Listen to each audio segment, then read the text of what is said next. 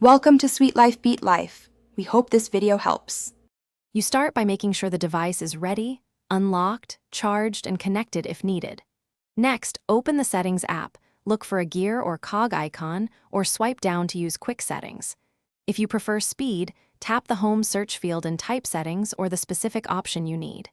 This gets you into the configuration area fast. Once inside, pause to note the main categories so you can pick the correct path without navigating back and forth. Now you move into the detailed navigation. Choose the category that matches your goal, for example, network for Wi-Fi, display for brightness, or privacy for permissions. Tap the main heading, then follow the submenus. Many settings are nested 1 or 2 levels deep. When you find the option, adjust toggles or sliders and open advanced menus if available. Make small changes and read the brief descriptions so you understand the effect. This prevents accidental resets or permission grants you did not intend. Finish by saving and testing what you changed.